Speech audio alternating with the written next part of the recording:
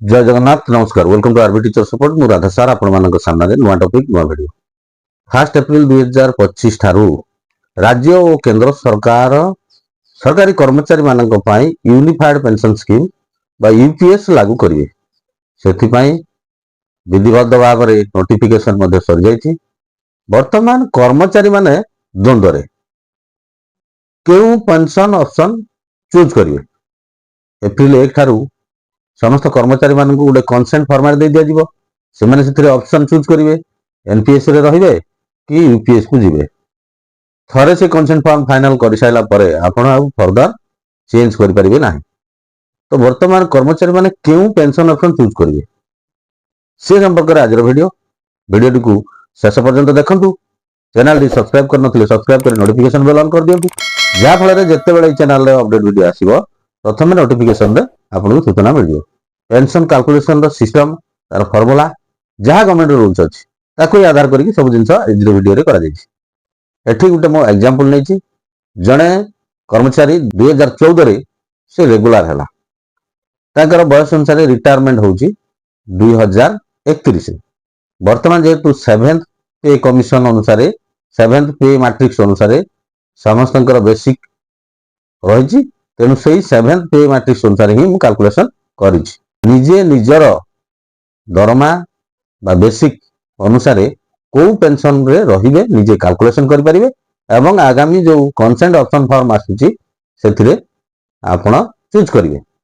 कर्मचारी 2014 रे रेगुलर हला एवं से 2031 रे रिटायर्ड हबो तो 7th पे कमिशन पे मैट्रिक्स अनुसार तांकर लास्ट बेसिक ता रहउची 35700 एवं डीए गुडे अनुमानिक निया जायछि 2031 बेलू गोटे आनुमानिक हिसाब कर 60% धरी। तो 7th पे मैट्रिक्स अनुसार बेसिक है 35,700 एवं डीए टाक आम धरले 60%। प्रथम कौन करवा ना एनपीएस रो कैलकुलेशन करवा। एनपीएस रो एम्प्लॉइज शेयर केते रहउची ना 10% ऑफ बेसिक प्लस डीए तो ताकर बेसिक प्लस डीए रो 10% एम्प्लॉइज शेयर कटुची एवं जमा होउची।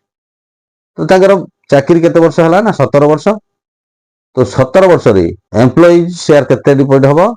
ना 11,65,248 टका। एनपीएस रे एम्प्लॉयर शेयर आगु करथला 10% एबे कटुची 14% तो एबे 14% ऑफ बेसिक प्लस डी अनुसार कैलकुलेशन कर दबा। तो वर्तमान एम्प्लॉयर शेयर तार केते कटबो ना 17 वर्ष रे 16,31,347 टका। टोटल एनपीएस रो कॉर्पस कोडे रहउची जोटा एम्प्लॉइज शेयर सेटा को जाउची इंडिविजुअल कॉर्पस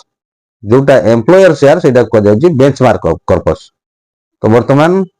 टोटल कॉर्पस हे गला इंडिविजुअल केते ना 11,65,248 टका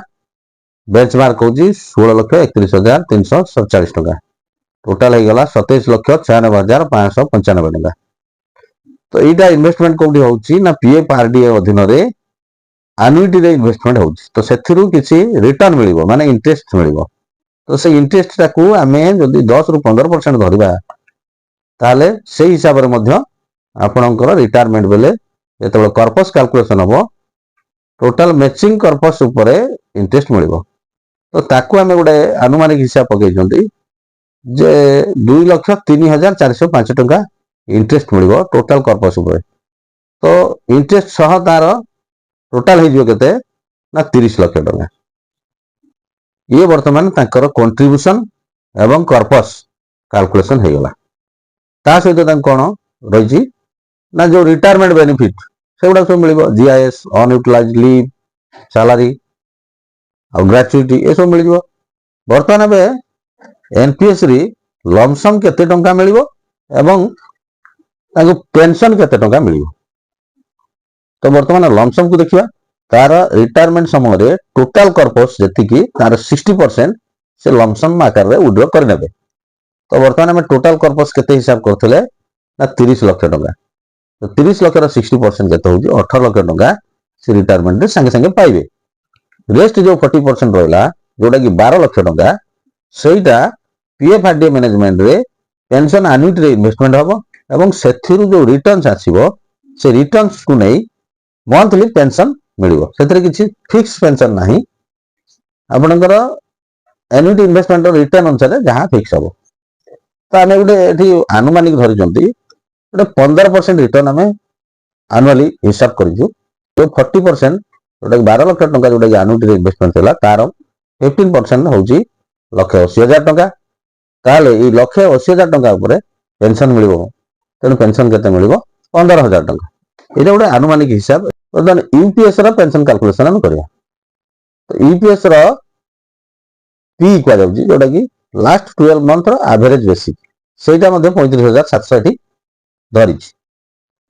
क्यू क्यू कोन कहउची ना total service period regular service 17 years होउची माने 17 वर्ष ताले टोटल ताको मासर प्रकाश करदला हला 204 मास आईसी जोटा कि इंडिविजुअल कर्पस एम्प्लॉइज कंट्रीब्यूशन सेटा होची केते 11,65,248 बीसी जोटा कि बेंचमार्क कर्पस 16,31,347 टंका यूपीएस रो लमसम केते मिलिबो आ पेंशन केते मिलिबो सेटा कैलकुलेशन करबा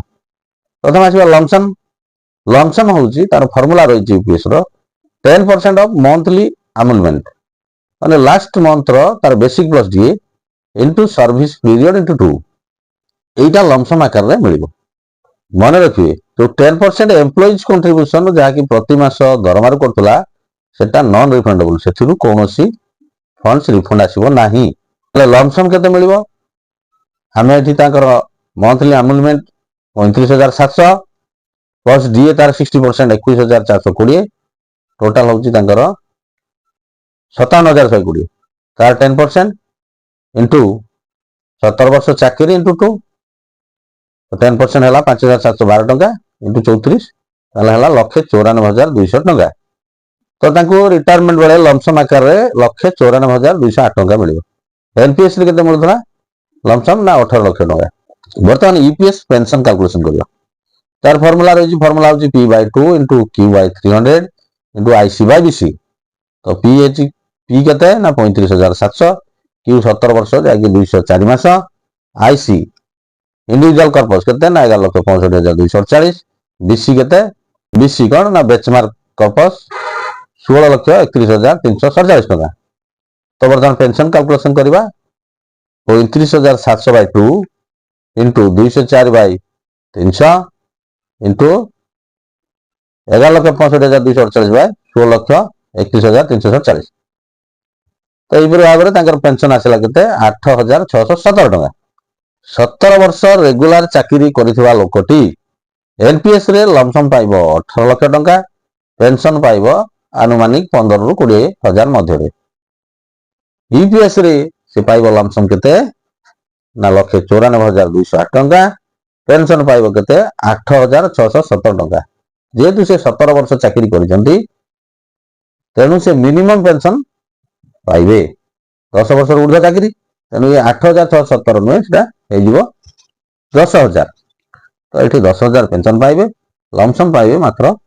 1,94,208 टंका तेनु आपण आपनकर पेंशन हिसाब करिवे एवं जो कंसेंट फॉर्म आसीबो ऑप्शन चूज करिया पे ताको सठिक भाव रे चूज करिवे बोली मु आशा रखुची एबे मु आशा रखिबी आपण निजर पेंशन निजे भल भाव रे कैलकुलेशन करि परिबे एवं आगामी जो ऑप्शन पाई कंसेंट फॉर्म आसीबो सेथिर मध्ये सठिक निष्पत्ति नेबे एवं सठिक पेंशन ऑप्शन चूज करिवे आशा करे वीडियो आपण मानन पई इन्फॉर्मेटिव हेतबो वीडियो को लाइक और शेयर करंतु चैनल सब्सक्राइब करनतले सब्सक्राइब कर नोटिफिकेशन बेल ऑन करंतु या फल रे ई चैनल जेतेबेला अपडेट वीडियो आसीबो प्रथम नोटिफिकेशन सूचना मिल जिवो परवर्ती वीडियो पर्यंत रहउची नमस्कार बंधु उत्कल जननी।